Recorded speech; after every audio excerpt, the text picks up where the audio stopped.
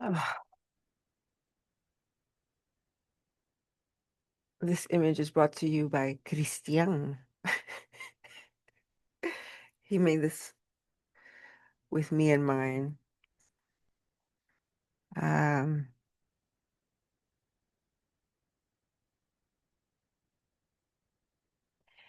I intend to speak of avoidant attachment style. Um, it's not something I want to fix. I kind of understand it. I probably seem to gravitate towards these types because I'm still in the process of understanding what a secure attachment is.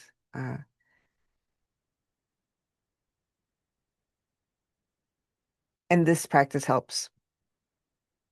I'm not saying I'm perfect. I'm not saying, oh, I got it all together or whatever, but I do notice that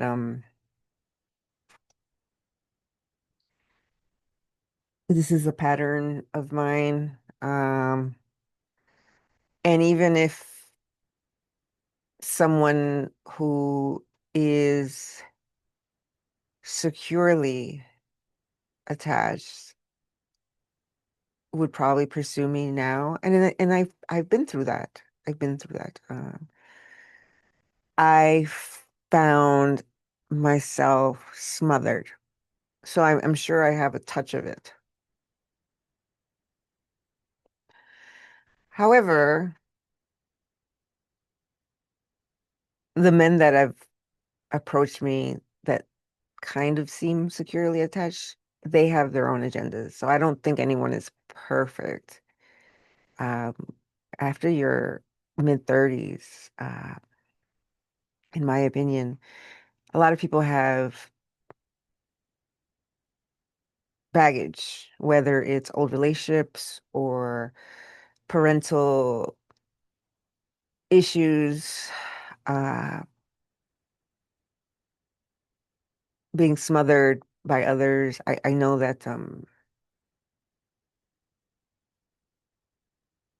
I know that commitment is a huge suffocating idea. I know that because most likely I was married to an avoidant. I mean, I'll call him a narcissist, an avoidant. Who cares at this point? He's dead. Um, but I was sharing with someone about being in this house and feeling like a mixed blessing, this house. The only reason I moved here was because I wanted to make things easier for my ex-husband. I thought our intimacy issues were based off of, oh, he traveled a lot and he worked a lot, and by the time he got home, he didn't want to deal with me.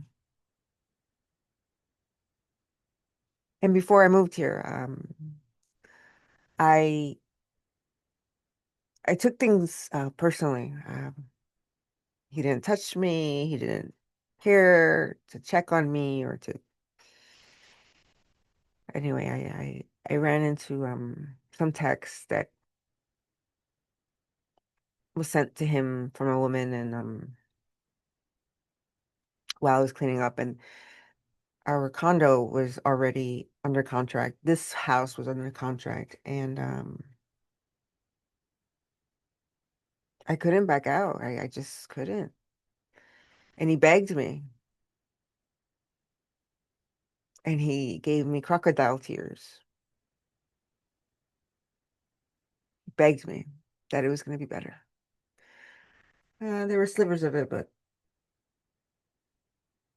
I just think I think for Lou in general, he always liked to be in the pursuit of things. Made him feel alive. Um, and it wasn't alluring or sexy to have me here stuck. But he expected me to be stuck. And he liked attention from strangers.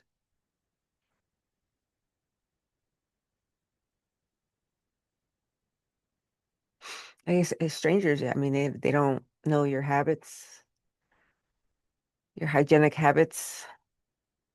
They don't see your dirty laundry. They don't see anything but whatever you put on the window dressing.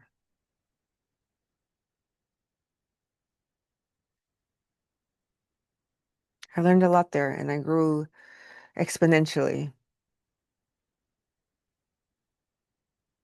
12 years.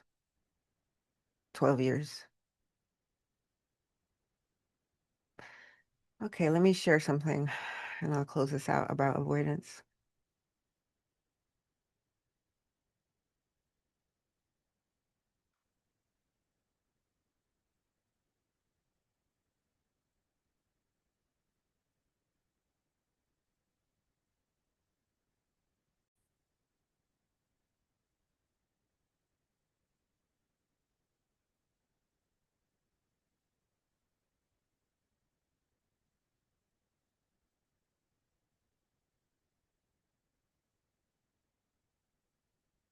In any work with an avoidant is having them, and they have to get there by themselves. You can't really push an avoidant into a corner and say, you're avoidant, I'm going to give you as much evidence as humanly possible, and then you're going to get it. They really have to come to a place of saying, you know what, I am avoidant, and I understand that I deploy these behaviors to try and protect myself, and that relationships and intimacy feel threatening to me in some capacity. The best way to attract high ticket coaching.